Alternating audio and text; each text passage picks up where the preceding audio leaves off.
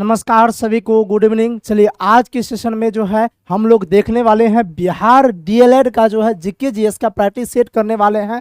हालांकि अगर आपको बता दे तो जो भी स्टूडेंट इस सेशन में पहली बार भाग ले रहे हैं आप इस चैनल को सब्सक्राइब कर लीजिए और सेशन अगर अच्छा लगेगा तो लास्ट में आप लाइक जरूर कर दीजिएगा।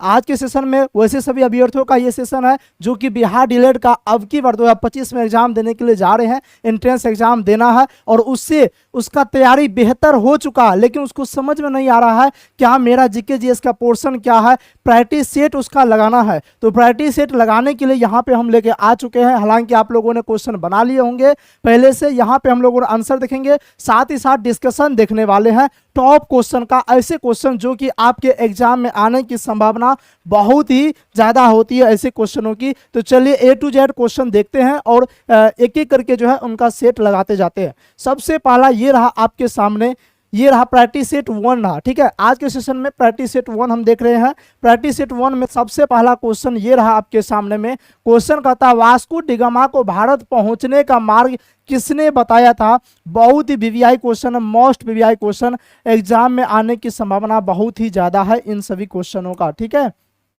जी सर जी। तो चलिए ए टू जेड हम बनाते हैं। आप लोग पहले जवाब देने का प्रयास कीजिएगा, क्वेश्चन को पढ़िए, ऑप्शन को पढ़िए और आंसर का जवाब देने का प्रयास कीजिएगा। ठीक है क्या जी सर जी।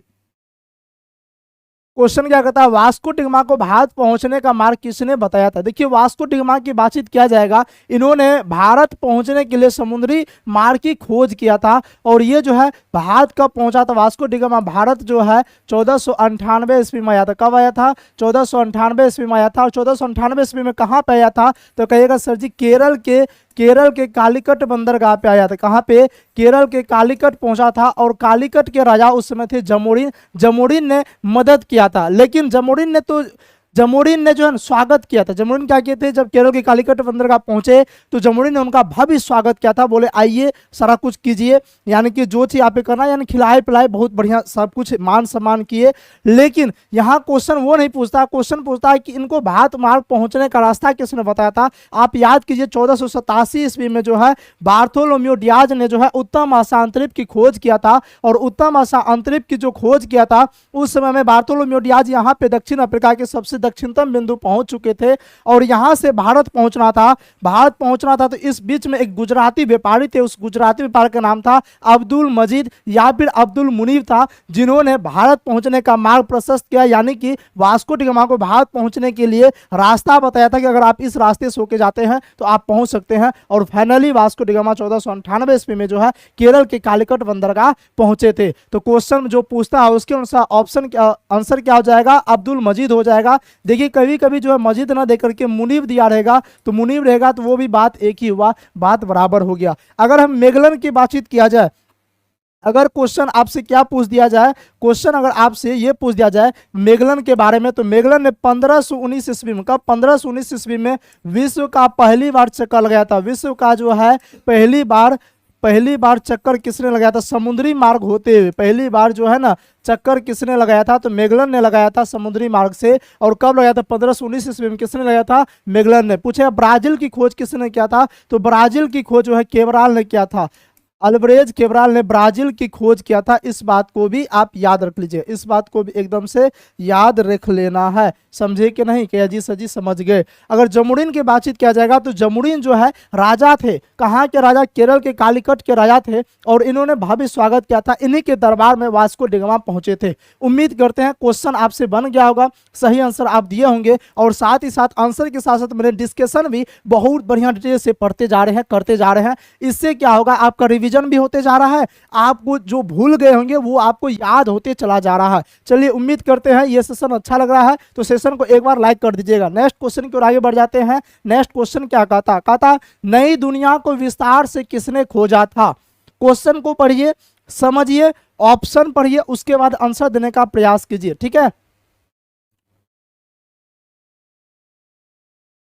फटाफट से आप लोग आंसर देने का प्रयास कीजिएगा। आपके पास थोड़ा सा हम आपको टाइमिंग दे रहे हैं, इस टाइमिंग में आप बनाने का प्रयास कीजिए। क्वेश्चन बन रहा है तो समझिए कि आपकी तैयारी बहुत बढ़िया चल रही है। आपके एग्जाम में भी हूबहू इसी टाइप से क्वेश्चन रहेगा, यानी कि अगर हिस्ट्री से क्वेश्चन आया तो 4-5 क्वेश्चन हिस्ट्री से रहेगा, फिर उसके बाद अगर पॉलिटिक्स आया तो पॉलिटिक्स से, ज्योग्राफी से तो ज्योग्राफी से, इस टाइप से ही क्वेश्चन पूछा जाता है आपके एग्जाम में भी, इसलिए मैंने जो है इसी टाइप से क्वेश्चन सेट करवाया।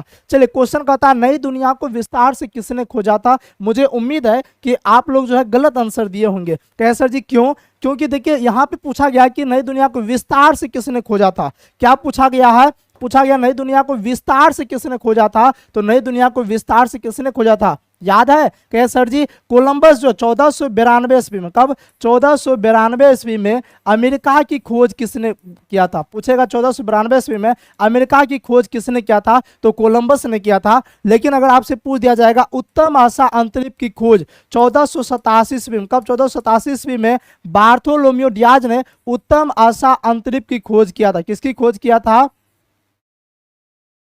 उत्तम आशा अंतरिक्ष, इसको इंग्लिश में कैप ऑफ गुड होप भी बोलते हैं। तो 1487 ईस्वी में उत्तम आशा अंतरिक्ष की खोज बार्थोलोम्यू डियाज ने किया था। और मैगलन के बारे में जस्ट हम आपको अभी बता चुके हैं कि 1519 ईस्वी में क्या किए थे ये? कहे सर जी ये जो है ना विश्व का चक्कर लगाया था, विश्व का जो है चक्कर लगाने वाला पहला व्यक्ति मैगलन बना था। और क्वेश्चन कहता है नई दुनिया को विस्तार से किसने खोजा था, तो विस्तार से अमेरिगो वेस्पुची ने खोजा था। और आपको बता दे इसी अमेरिगो वेस्पुची के नाम पे जो है ना अमेरिका नाम पड़ा। अमेरिका नाम किसके नाम पे पड़ा है, तो अमेरिका नाम जो है ना अमेरिगो वेस्पुची के नाम पे ही अमेरिका नाम रखा गया। नहीं तो इससे पहले इसको नई दुनिया कहा गया था। कोलंबस जब खोजा था तो इसको नई दुनिया कहा था और यहाँ के रहने वाले लोगों को रेड इंडियन कह के पुकारा था। क्या कह के? रेड इंडियन कह के पुकारा था। लेकिन बाद में अमेरिगो वेस्पुची ने जो है ना इसको विस्तार से खोजा, इसका विस्तार से सारा कुछ पता लगाया और इसी के नाम पे अमेरिका नाम भी पड़ गया। उम्मीद करते हैं ये क्वेश्चन आपसे बन गया होगा। चलिए नेक्स्ट क्वेश्चन की ओर आगे बढ़ जाते हैं। नेक्स्ट क्वेश्चन क्या कहता है? नेक्स्ट क्वेश्चन कहता है उत्तम आशा अंतरिक्ष की खोज किसने की थी। अभी जस्ट हम कई बार चर्चा कर चुके हैं। अगर आपका ध्यान क्लास में भी होगा तो आप इस क्वेश्चन का सही आंसर देने का प्रयास कर सकते हैं, सही आंसर आप दे सकते हैं। ठीक है क्या जी? सर जी सभी को गुड इवनिंग। जितने स्टूडेंट जुड़ चुके हैं और जो नहीं जुड़े हैं सबको शेयर कर दीजिए, सबको बता दीजिए क्लास आपकी लाइव हो चुकी है, तो एकदम से जुड़ जाइए।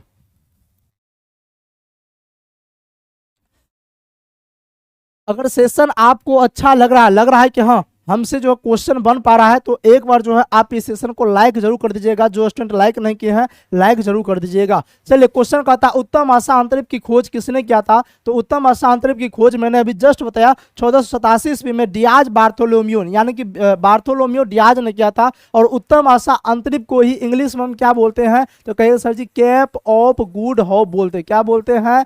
कैप ऑफ गुड होप बोलते हैं। ये हम इसलिए लिख रहे हैं कि हो सकता है आगे चल के आपके एग्जाम में उत्तम आशा अंतरिक्ष न पूछ करके कैप ऑफ गुड होप पूछ दिया जाएगा। यहां से एक क्वेश्चन और पूछेगा दक्षिण अफ्रीका का सबसे दक्षिणतम बिंदु कौन सा है। तो ये बात भी आप याद रख लीजिएगा। दक्षिण अफ्रीका का जो है, दक्षिण अफ्रीका का सबसे दक्षिणतम बिंदु, सबसे दक्षिणतम बिंदु है कौन सा है, तो कहिएगा सर जी वो बिंदु है उत्तम आशा अंतरिक्ष द्वीप। कौन सा है? उत्तम आशा अंतरिक्ष द्वीप है। इस बात को भी एकदम से याद रख लीजिएगा। ठीक है। बाद में कि वास्को डिगामा ने 1498 ईस्वी में भारत आया था, भारत की खोज किया था, ये बात एकदम से याद होगा। अमेरिका की खोज किसने किया था, तो आप कहिएगा सर जी कोलंबस ने अमेरिका की खोज किया था। अमेरिका की खोज किसने किया था, तो अमेरिका की खोज कोलंबस ने किया था। और जो अमेरिका के वासी थे उनको इन्होंने रेड इंडियन कह के पुकारा था। ठीक है। मैगलन ने तो विश्व का चक्कर लगाया था 1519 ईस्वी में। ठीक है।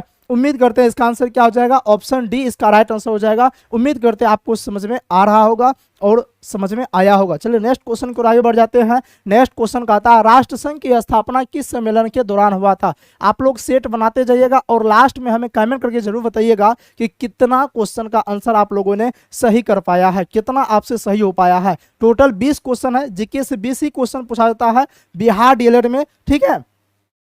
तो 20 क्वेश्चन बनाना है, प्रायोरिटी सेट है और आपको अपने में आंकना है कि आपका कितना सही हो रहा है। राष्ट्रसंघ की स्थापना किस सम्मेलन के दौरान हुआ था। अगर बातचीत किया जाए रूस जापान संधि यानी कि रूस जापान युद्ध अगर पूछ दिया जाए रूस जापान के बीच में युद्ध कब हुआ था, तो 1905 ईस्वी में रूस जापान युद्ध हुआ था। इस बात को भी याद रख लीजिएगा। रूस जापान युद्ध कब हुआ था, तो 1905 ईस्वी में रूस जापान युद्ध हुआ था। अगर पूछेगा वर्साई की संधि कब हुआ था, तो वर्साई की संधि जो है ना, ये हुआ था 28 जून को। कब हुआ था, 28 जून 1919 ईस्वी को हुआ था। इस बात को भी आप याद रख लीजिएगा। लेकिन जो राष्ट्रसंघ की स्थापना किया गया था, ये कब किया गया था, 1920 ईस्वी में।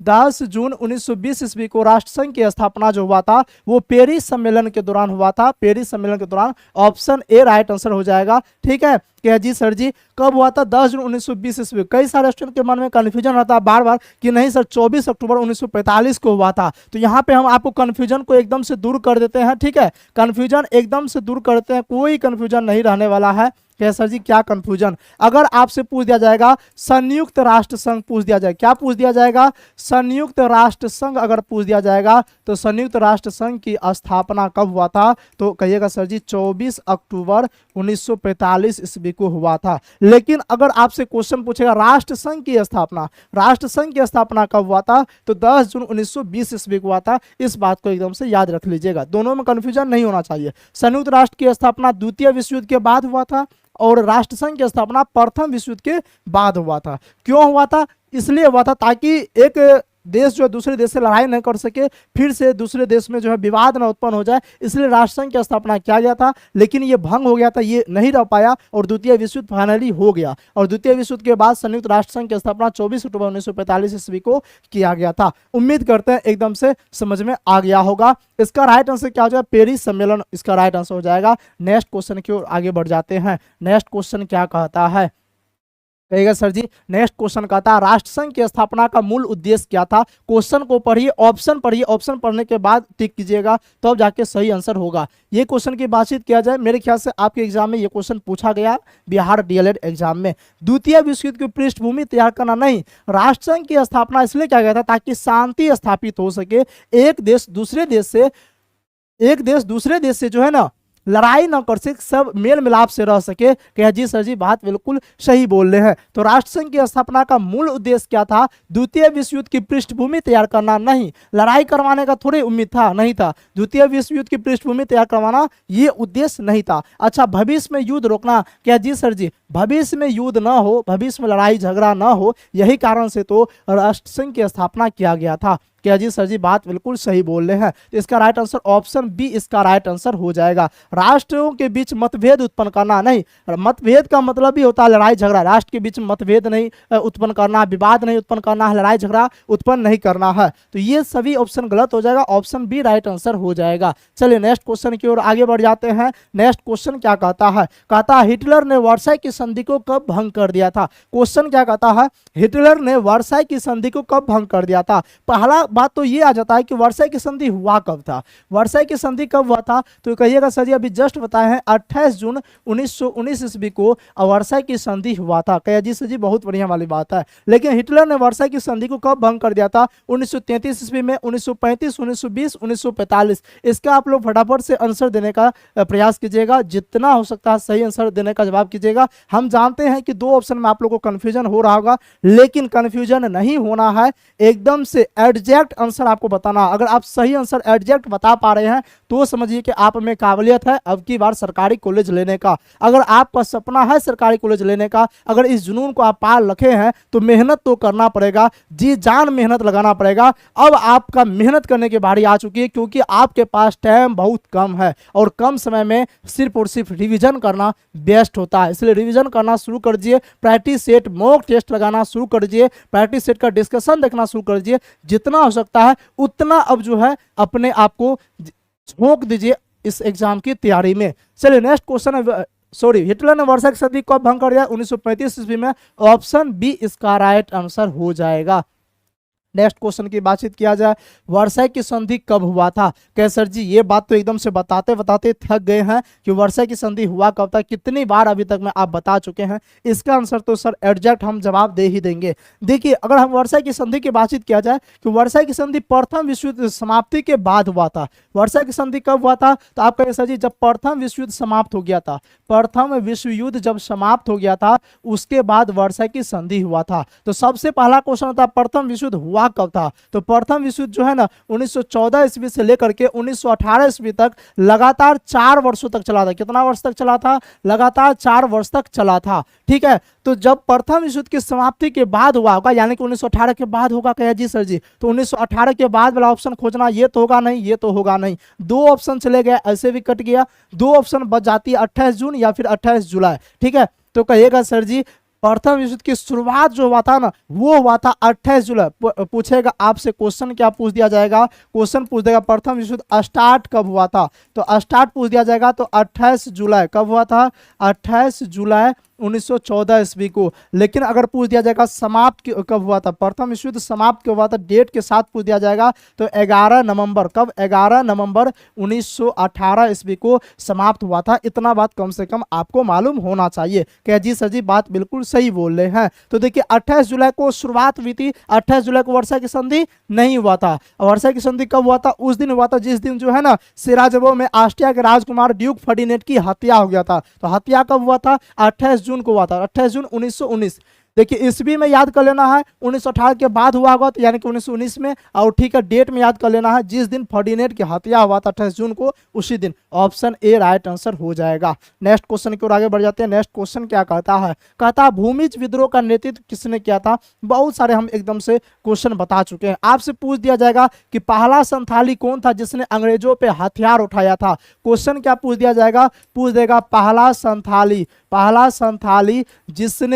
जिसने अंग्रेजों पे हथियार उठाया, जिसने अंग्रेजों पर जो है ना, अंग्रेजों पर हथियार उठाया, वो कौन था? तो आप कहिएगा सर जी वो जो था ना, वो था तिलका मांझी था। कौन था? तिलका मांझी था। बिरसा मुंडा की बातचीत किया जाएगा तो पूछेगा आपसे मुंडा विद्रोह की जो है ना, मुंडा विद्रोह का नेतृत्व किसने किया था, या फिर मुंडा विद्रोह से कौन संबंधित है? तो बिरसा मुंडा संबंधित है। बिरसा मुंडा ने मुंडा विद्रोह का नेतृत्व किया था। ठीक है, अगर यहाँ पे क्वेश्चन पूछा जा रहा है कि भूमिज विद्रोह, देखिए चेरो विद्रोह पूछ दिया जाएगा, चेरो विद्रोह से कौन संबंधित, चेरो विद्रोह का नेतृत्व किसने किया था? तो आप कहिएगा सर जी भूषण सिंह ने चेरो विद्रोह का नेतृत्व किया था। लेकिन आपसे क्वेश्चन पूछा जा रहा है कि भूमिज विद्रोह का नेतृत्व किसने किया था? तो गंगा नारायण ने किया था। ऑप्शन डी इसका राइट आंसर हो जाएगा।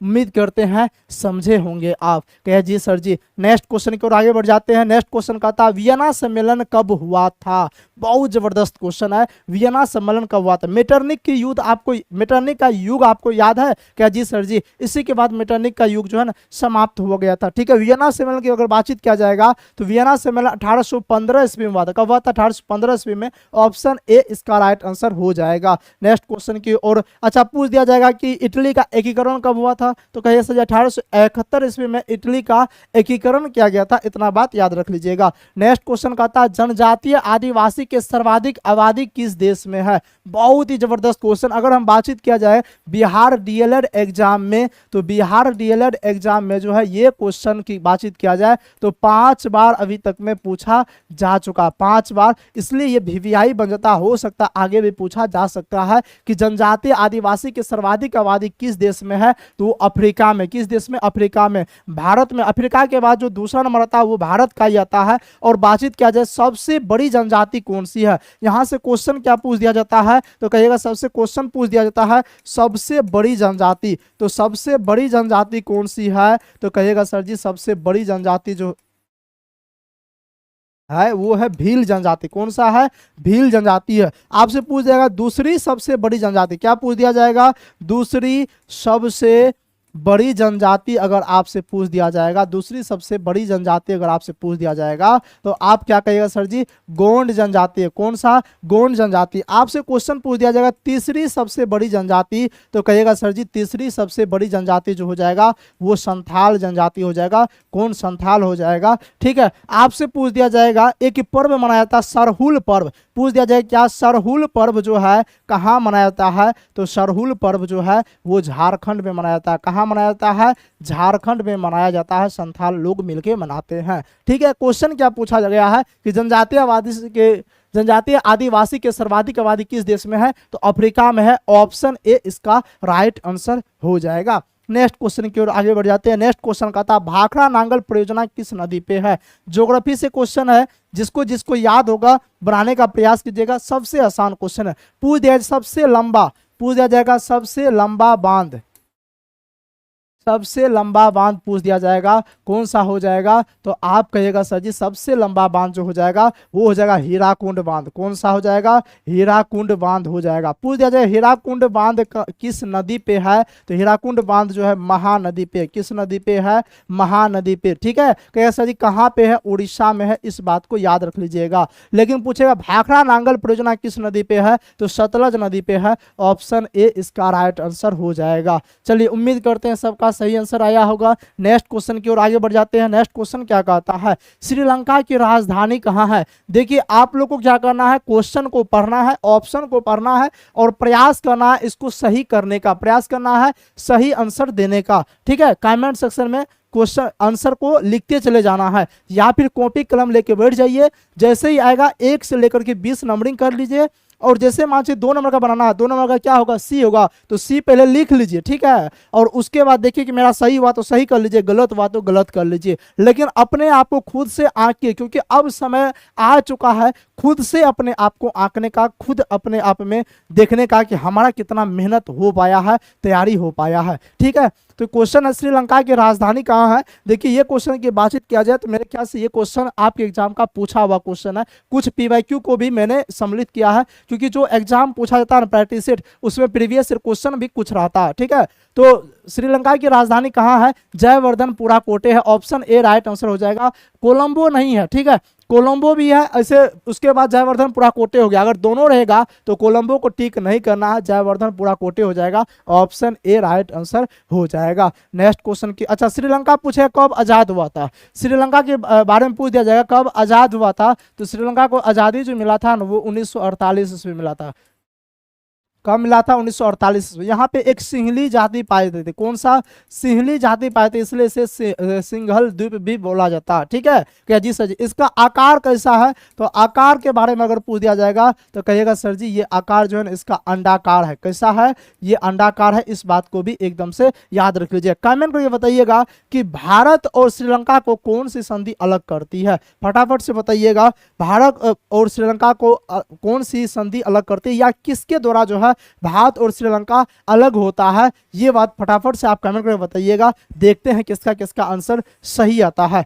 ठीक है, क्या जी सर जी बात बिल्कुल सही बोल रहे हैं। चलिए नेक्स्ट क्वेश्चन की ओर आगे बढ़ जाए। क्या जी सर जी एकदम से नेक्स्ट क्वेश्चन की ओर आगे बढ़ जाते हैं। संवैधानिक उपचारों के अधिकार को संविधान का हृदय और आत्मा किसने कहा था? बहुत ही बढ़िया क्वेश्चन है। ये क्वेश्चन आपके एग्जाम में पूछे जाने की संभावना एकदम से बहुत ही ज्यादा है, कह सकते हैं। तो ये बहुत ही वीवीआई क्वेश्चन आप इसको बोल सकते हैं। ठीक है, क्या जी सर जी बात बिल्कुल सही बोल रहे हैं। देखिए अगर आप मौलिक अधिकार को पढ़ते हैं, क्या पढ़ते हैं? मौलिक अधिकार को पढ़ते हैं, तो मौलिक अधिकार की जो है चर्चा कहाँ पे किया गया है? अगर क्वेश्चन आपसे पूछ दिया जाएगा, क्वेश्चन क्या पूछ दिया जाएगा? क्वेश्चन आपसे पूछ दिया जाएगा कि मौलिक अधिकार की चर्चा संविधान के किस भाग में है? तो संविधान के भाग 3 में है, भाग 3 में है। ठीक है, अनुच्छेद की अगर बातचीत किया जाएगा तो कहिएगा सर जी अनुच्छेद 12 से लेकर के 35 तक इसकी चर्चा किया गया है। पूछ दिया जाएगा वर्तमान में कितने मौलिक अधिकार है? तो वर्तमान में टोटल 6 मौलिक अधिकार है। कितने मौलिक अधिकार है? 6 मौलिक अधिकार है। ये बात एकदम से याद रख लीजिएगा। ठीक है, अगर आपसे पूछेगा कि जो 7वां मौलिक अधिकार था वो था संपत्ति के अधिकार, और संपत्ति के मौलिक अधिकार को किस संविधान संशोधन के हटा दिया गया? संपत्ति को जो है ना, संपत्ति के अधिकार को जो है 44वां संविधान संशोधन, कौन सा? 44वां संविधान संशोधन 1978 के दौरान जो है संपत्ति के अधिकार को मौलिक अधिकार के दर्जा से हटा दिया गया और इसको जो है कानूनी अधिकार दे दिया गया। तो क्वेश्चन पूछेगा संपत्ति का अधिकार को कब हटाया गया? 1978 ईस्वी में। कब हटाया गया? 1978 ईस्वी में। पूछेगा कौन सा संविधान संशोधन के तहत?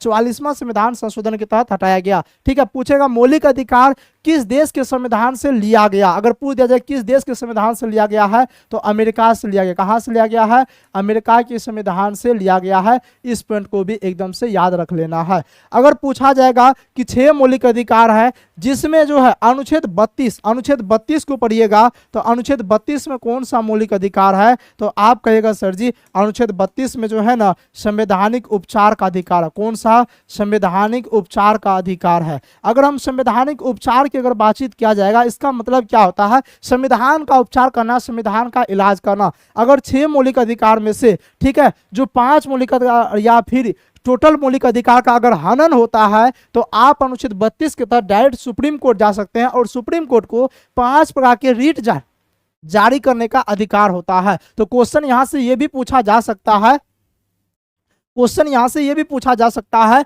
कि सुप्रीम कोर्ट को जो 5 प्रकार के रीट जारी करने का अधिकार होता है वो किस अनुच्छेद के तहत होता है? अनुच्छेद 32 के तहत होता है। क्वेश्चन पूछेगा सुप्रीम कोर्ट कितने प्रकार की रीट जारी कर सकता है, तो 5 प्रकार का रीट जारी कर सकता है। इस बात को भी एकदम से याद रख लीजिएगा। तो ये संवैधानिक उपचार जो है ना, यानी कि ये सोचा कि डॉक्टर भीमराव अम्बेडकर को सबसे बढ़िया लगा, इसलिए बढ़िया लगा, सोचा कि अगर मौलिक अधिकार का कोई हनन करता है तो वो डायरेक्ट वो में जो है ना सीधे अनुच्छेद 32 के तहत डायरेक्ट कहाँ जा सकता है? सुप्रीम कोर्ट चले जाएगा। मतलब सबसे बेस्ट यही है। इसलिए डॉक्टर भीमराव अंबेडकर ने क्या कहा? संवैधानिक उपचारों के अधिकार को संविधान का हृदय यानी कि संविधान का आत्मा का, क्या कहा? संविधान का हृदय यानी कि संविधान का आत्मा का। क्वेश्चन पूछा जाएगा कि संवैधानिक उपचारों के अधिकार को संविधान का हृदय और आत्मा किसने कहा? तो डॉक्टर भीमराव अंबेडकर ने कहा। ऑप्शन बी इसका राइट आंसर हो जाएगा। आपसे पूछेगा डॉक्टर भीमराव अंबेडकर ने किस भाग को संविधान का आत्मा या हृदय कहा? तो आप कहिएगा संवैधानिक उपचार के अधिकार को जो है ना संविधान का आत्मा या हृदय कहा। अगर अनुच्छेद दिया रहेगा तो अनुच्छेद 32 को डॉक्टर भीमराव अंबेडकर ने संविधान का आत्मा एवं हृदय कहा। भाग दिया रहेगा तो कहना है भाग 3 को डॉक्टर भीमराव अंबेडकर ने संविधान का आत्मा एवं हृदय कहा। इतना बात उम्मीद करते हैं आप समझ गए होंगे। लेकिन क्वेश्चन में डायरेक्ट ये रहेगा कि संविधान का, क्वेश्चन में क्या रहेगा डायरेक्ट, तो आप कहिएगा सर जी क्वेश्चन में जो है ना, क्वेश्चन में अगर डायरेक्ट ये क्वेश्चन पूछ दिया जाएगा कि संविधान का आत्मा किसे कहा जाता है, क्या पूछ दिया जाएगा? संविधान का आत्मा किसे कहा जाता है? आप लोग फटाफट से बताइए। तो कहेगा सर जी संविधान का आत्मा जो है ना प्रस्तावना को कहा जाता है। किसे कहा जाता है? संविधान का आत्मा प्रस्तावना को कहा जाता है। संविधान का हृदय या संविधान का आत्मा प्रस्तावना को कहा जाता है। इस बात को एकदम से याद रख लीजिएगा। उम्मीद करते हैं आपसे ये क्वेश्चन बन गया होगा। ठीक है, इस टाइप से क्वेश्चन पूछा गया एग्जाम में। हालांकि ये क्वेश्चन नहीं पूछा गया लेकिन इस टाइप से पूछा गया, तो हो सकता है अब की बार जो है इस क्वेश्चन की पूछने की संभावना ज्यादा बन जाती है। ठीक है क्या जी? सर जी नेक्स्ट क्वेश्चन की ओर आगे बढ़ जाते हैं। नेक्स्ट क्वेश्चन क्या कहा था? बिहार विधान परिषद के कुल सदस्यों की संख्या कितनी है? बहुत सारे स्टूडेंट को ऐसा लग रहा होगा कि सर इतना फास्ट क्यों पढ़ा रहे, जब प्रैक्टिस सेट है तो सर धीरे धीरे बोलिए, बनाने के लिए धीरे धीरे एकदम से। तो देखिए फास्ट पढ़ाने का मेन रीजन क्या है, इस बात को समझिए। आपके एग्जाम नजदीक में आ चुकी है, ज्यादा बातचीत, फालतू बातचीत करने से बेहतर है पढ़ाई कर ले, पहला रीजन। दूसरा रीजन क्या है कि ये क्वेश्चन आपको टेलीग्राम पे पहले ही सेंड कर दिया गया था। ठीक है, पहले ही आपको आधा घंटा 1 घंटा पहले सेंड कर दिया गया था। तो उम्मीद करते हैं आप पहले से क्वेश्चन को बनाए होंगे, एनालिसिस किए होंगे, पढ़े होंगे। अब यहाँ पे आकर के पढ़ना नहीं है, अब यहाँ पे आकर के सिर्फ आपको डिस्कशन देखना है और आंसर टिक करना है कॉन्फिडेंस के साथ। या फिर आप पहले से बना लिए होंगे तो यहाँ पे आंसर चेक करना है या फिर डिस्कशन देखना है। इसलिए थोड़ा सा हम फास्ट लेकर चलते हैं। अब कैसे टेलीग्राम, कौन सा टेलीग्राम? तो डिस्क्रिप्शन में इसका लिंक दिया गया है, आप जाकर के टेलीग्राम चैनल को ज्वाइन कर लीजिए। वहां पे जो है आपको आधा या 1 घंटा पहले क्वेश्चन मिल जाता है, वहां से प्रैक्टिस सेट लगा लीजिएगा और उसके बाद यहाँ पे डिस्कशन देख लीजिएगा। इसलिए मैं बोलता हूं कि आपके एग्जाम के लिए इतना जबरदस्त तरीके से जो है ना सारा कुछ शेड्यूल के इतना बढ़िया सारा कुछ करवा रहे हैं। इसलिए बार बार मैं यही बोल रहा हूं कि आप अगर इस चैनल पे नए हैं तो इस चैनल को सब्सक्राइब जरूर कर लीजिए, क्योंकि आपको पढ़ना है, रिजल्ट लेना है। रिजल्ट लेने के लिए कहीं से भी सेट लगाइए, कहीं से पढ़िए, कोई दिक्कत नहीं है। अगर आपके लिए हेल्पफुल है ये चैनल तो चैनल को सब्सक्राइब जरूर कर लीजिए। चलिए नेक्स्ट क्वेश्चन कहता है बिहार विधान परिषद की कुल सदस्यों की संख्या कितनी है? ये क्वेश्चन तो उम्मीद करते हैं आपके दिमाग में एकदम से अंदर जाकर के बैठ गया होगा। क्या सर जी विधानसभा की अगर पूछ दिया जाएगा, क्या पूछ दिया जाएगा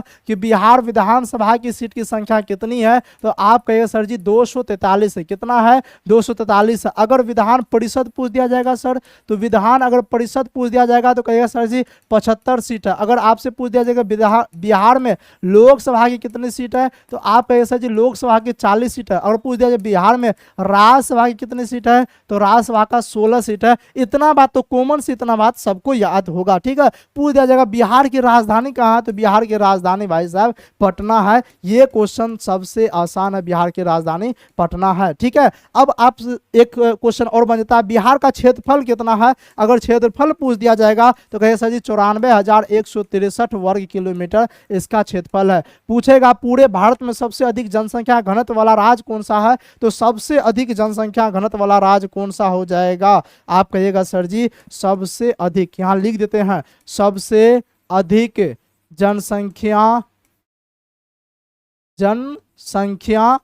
घनत्व वाला राज्य, जनसंख्या घनत्व वाला राज्य कौन सा हो जाएगा। आप कहिएगा सर जी बिहार हो जाएगा। कौन सा है, बिहार है। जनसंख्या घनत्व वाला राज्य बिहार हो जाएगा, ठीक है। पूछेगा बिहार में जनसंख्या घनत्व कितना है, बिहार का अगर आपसे पूछ दिया जाएगा बिहार का जनसंख्या घनत्व कितना है, तो आप कहिएगा सर जी बिहार का जनसंख्या घनत्व के अगर बारे में बातचीत किया जाएगा तो 1106 है। कितना है, 1106 है। इस बात को याद रख लीजिएगा, ठीक है। बिहार का जनसंख्या घनत्व कितना है, तो आप कहिएगा सर जी 1106 व्यक्ति पर वर्ग किलोमीटर में रहते हैं। इतना कॉमन सी बात उम्मीद करते हैं आपको याद पहले से ही होगा। हाँ, बहुत सारे स्टूडेंट ऐसे होंगे जिनसे अगर बिहार वाला क्वेश्चन नहीं बन पा रहा है तो बिहार जीके स्पेशल चलती है, बिहार क्रांति सीरीज, आप वहां ज्वाइन कर सकते हैं और बिहार जीके आराम से पढ़ सकते हैं, ठीक है। तो इसका राइट आंसर क्या हो जाएगा। अब भी समझ में आया कि नहीं आया, क्या जी सर जी अब तो बन जाना चाहिए। बिहार विधान परिषद के सदस्य की संख्या 75 है, ऑप्शन सी राइट आंसर हो जाएगा। अच्छा, बिहार में नगर निगम कितने हैं,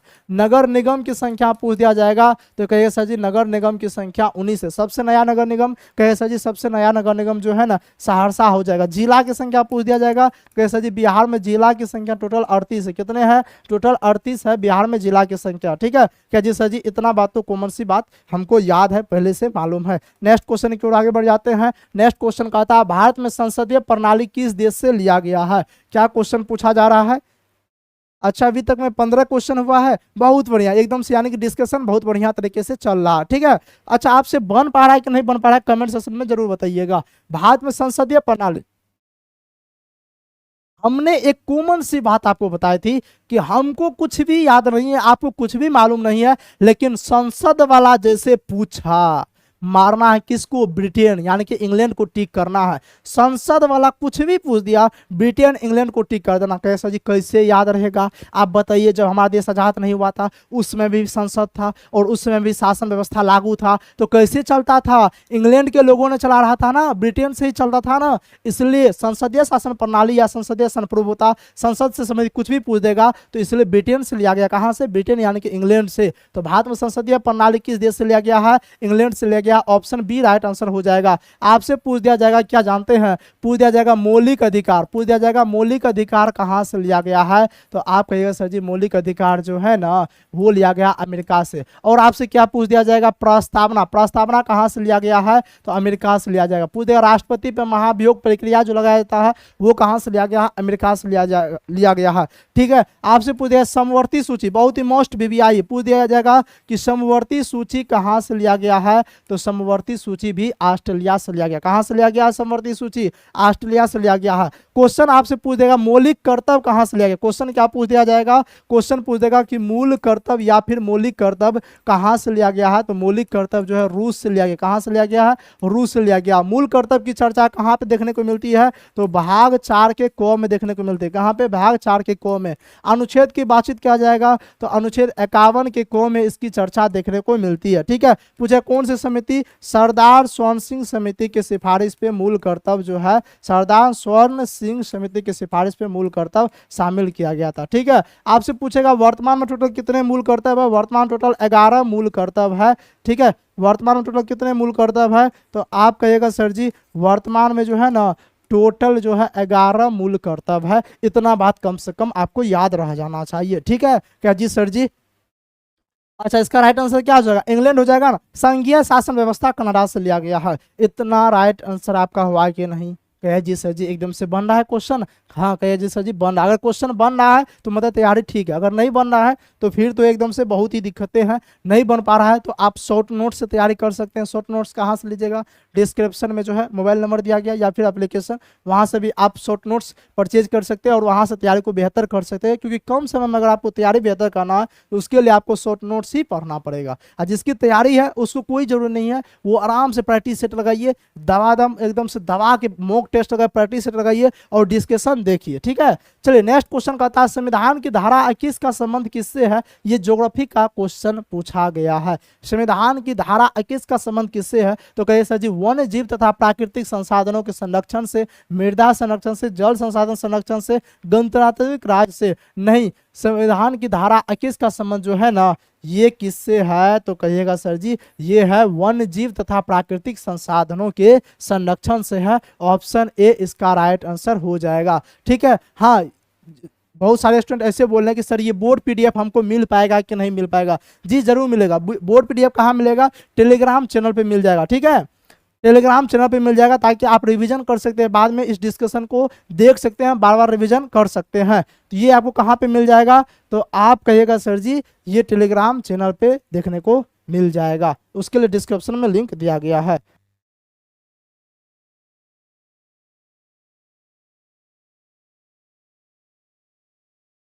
चलिए नेक्स्ट क्वेश्चन की बातचीत करते हैं। नेक्स्ट क्वेश्चन क्या कहा जाता है।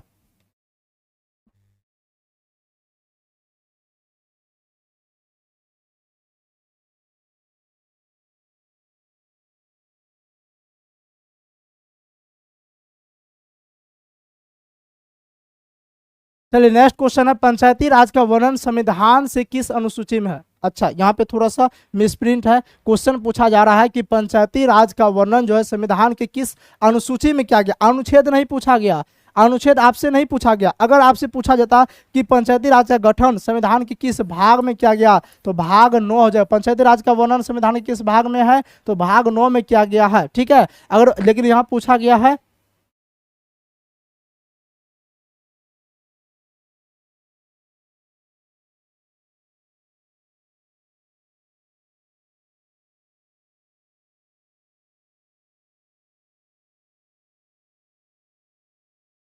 सर।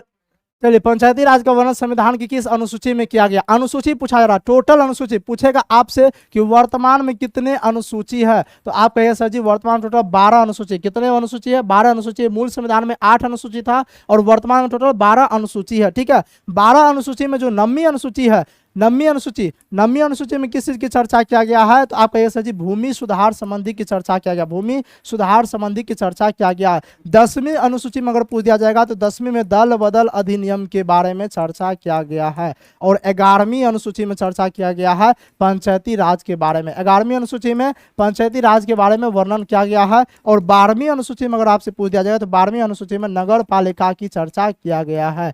ठीक है, अब यहां से आपसे क्वेश्चन पूछ दिया जाएगा 11वीं अनुसूची को किस संविधान संशोधन के माध्यम से जोड़ा गया था, तो 11वीं अनुसूची को 73वां संविधान संशोधन 1992 के माध्यम से जोड़ा गया था। आपसे पूछेगा 12वीं अनुसूची को तो 74वां संविधान संशोधन 1992 के माध्यम से जोड़ा गया था। ठीक है, क्वेश्चन क्या पूछेगा, पंचायती राज की चर्चा कहाँ पे देखने को मिलती है, 11वीं अनुसूची में देखने को मिलती है। और ये किस संविधान संशोधन के माध्यम से जोड़ा गया, तो 73वां संविधान संशोधन 1992 के माध्यम से जोड़ा गया। ठीक है, यहां से क्वेश्चन क्या पूछ दिया जाएगा कि पंचायती राज जो है इसमें टोटल कितने विषय पे काम करने का अधिकार दिया गया है, तो 29 विषय पे काम करने का अधिकार दिया गया है। ये क्या है, तो ये एक राज सूची है। कौन सा सूची है, राज सूची है। इस बात को एकदम से याद रख लीजिएगा। कहिए जी सर जी बात बिल्कुल सही बोल रहे हैं। क्वेश्चन पूछा रहा पंचायती राज का वर्णन संविधान किस अनुसूची में है, तो 11वीं अनुसूची में है। किस अनुसूची में है, तो आप कहिए सर जी 11वीं अनुसूची में है। ऑप्शन सी इसका राइट आंसर हो जाएगा। ठीक है, नेक्स्ट क्वेश्चन की ओर आगे बढ़ जाए क्या जी सर जी, एकदम से नेक्स्ट क्वेश्चन की ओर आगे बढ़ जाते हैं। नेक्स्ट क्वेश्चन कहता है राज्यसभा का सभापति कौन होता है। क्या कहता है, राज्यसभा का सभापति कौन होता है। देखिए आपसे राज्यसभा पूछा है ना, हम आपको एक ट्रिक बताए थे कि राज्यसभा से संबंधित कुछ भी पूछ देगा, समझ में नहीं आ रहा है उपराष्ट्रपति टिक कर दीजिए। क्या टिक करना है, उपराष्ट्रपति टिक करना है। राज्यसभा पूछेगा उपराष्ट्रपति टिक कर देना है। जैसे कि राज्यसभा का सभापति कौन होता है, तो उपराष्ट्रपति होता है। ऑप्शन सी राइट आंसर हो जाएगा।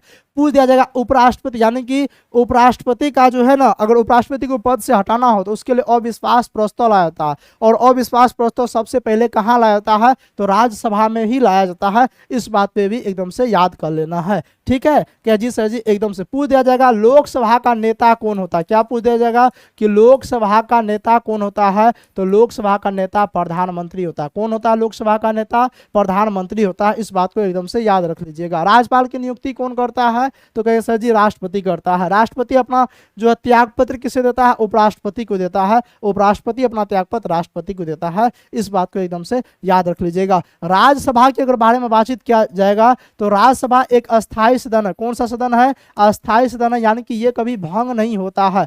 अस्थाई सदन है, ये कभी भंग नहीं होता है। राष्ट्रपति को ये अधिकार होता है, राष्ट्रपति को जो है ना राज्यसभा के 12 सदस्यों, राज्यसभा के 12 सदस्यों का मनोनयन करते हैं कौन, सर जी राष्ट्रपति मनोनयन करते हैं। साहित्य, कला, विज्ञान, समाज सेवा के क्षेत्र से 12 सदस्यों को मनोनयन किया जाता है। और इसको क्या बोला था, इसे उच्च सदन भी बोला था। पूछेगा उच्च सदन किसे कहा जाता है, तो उच्च सदन जो है राज्यसभा को कहा जाता है। इतना बात कम से कम याद रख लीजिएगा। चलिए, इसका राइट आंसर आपको पता चल गया। नेक्स्ट क्वेश्चन की ओर आगे बढ़ जाते हैं। नेक्स्ट क्वेश्चन क्या कहता है, नेक्स्ट क्वेश्चन कहता है धर्मनिरपेक्ष राज्य की स्थापना सर्वप्रथम कहाँ हुई थी। बहुत ही जबरदस्त क्वेश्चन है, और जो है आपका सेकंड लास्ट क्वेश्चन है, आपसे बनना चाहिए, ठीक है। कहता है धर्मनिरपेक्ष राज्य की स्थापना सर्वप्रथम कहाँ हुई थी, तो अमेरिका में हुआ था। ऑप्शन ए राइट आंसर हो जाएगा। कहाँ हुआ था, अमेरिका में हुआ था। फ्रांस में एक क्रांति हुई थी 1789 ईस्वी में क्रांति हुई थी, जिसको फ्रांसीसी क्रांति बोलते हैं। यहाँ से 3 शब्द लिया गया था, स्वतंत्रता, समानता और बंधुत्व शब्द जो लिया गया था वो फ्रांस से ही लिया गया था, याद रखिएगा। रूस की बातचीत किया जाएगा तो रूस से 3 शब्द लिया गया था, सामाजिक, आर्थिक और राजनीतिक न्याय जो है प्रस्तावना में रूस से ही लिया गया था। और रूस से मूल कर्तव्य भी लिया गया था, यानी कि मौलिक कर्तव्य भी लिया गया था। इस बात को भी याद रख लेना है। क्या जी सर जी, बात बिल्कुल सही बोल रहे हैं। नेक्स्ट क्वेश्चन की ओर, ये रहा आपका लास्ट क्वेश्चन। लास्ट क्वेश्चन आपसे बन जाना चाहिए। आज का प्रैक्टिस सेट का लास्ट क्वेश्चन है, फर्स्ट प्रैक्टिस सेट का। आप लोग जवाब दीजिएगा, ठीक है। द्वितीय विश्व युद्ध में कौन सा देश पराजित हुआ था। देखिए, प्रथम विश्व युद्ध पूछे या फिर द्वितीय विश्व युद्ध पूछे, आंख बंद करके जर्मनी को मार देना है। क्या करना है, सब तो जर्मनी को मारा ही था, आप काहे के लिए छोड़िएगा, आप भी जर्मनी को एकदम से मार दीजिएगा, एकदम से ठीक कर देना है। क्या जी सर जी, क्योंकि हम बताए थे कि प्रथम विश्व युद्ध में जो है ना जर्मनी पहले क्या क्या था, सबको धोया था, बारी बारी से सबको मारा था। लेकिन बाद में जाकर के जर्मनी का साथ ऑस्ट्रिया भी छोड़ता, तुर्की भी छोड़ता, और इटली तो पहले से धोखा देता है, जर्मनी अकेले बजाता है। और 1917 ईस्वी में जो है पहली विश्व युद्ध में 1917 में अमेरिका एकदम से एंट्री करता है, और अमेरिका जो बढ़िया से धोते हैं, जिसके बाद जो है जर्मनी हार जाता है बुरी तरीके से। तो प्रथम विश्व युद्ध में भी जर्मनी हार जाता है, और द्वितीय विश्व युद्ध में भी जर्मनी हार जाता है, यानी कि पराजित हो जाता है। तो क्या हो जाएगा, ऑप्शन सी राइट आंसर हो जाएगा। क्वेश्चन यहां से पूछ दिया जाएगा कि द्वितीय विश्व युद्ध में सबसे अंतिम में हार किसने माना था, तो सबसे अंतिम में हार जापान माना था। सबसे अंतिम में पूछ दिया जाएगा हार किसने माना था, तो सबसे अंतिम में हार जापान माना था। किसने माना था, जापान। क्योंकि आपको याद होगा जापान के 2 शहर हिरोशिमा और नागासाकी पे परमाणु बम गिराया गया था, ठीक है। किसी को याद है कब कब गिराया गया था, क्या जी सर जी, परमाणु बम जो गिराया गया था हिरोशिमा पे 6 अगस्त 1945 ईस्वी को, और नागासाकी पे उसके 3 दिन के बाद 9 अगस्त 1945 ईस्वी को जो है परमाणु बम गिराया गया था। इस बात को एकदम से याद रख लीजिएगा, ठीक है। इस बात को एकदम से याद रख लीजिएगा,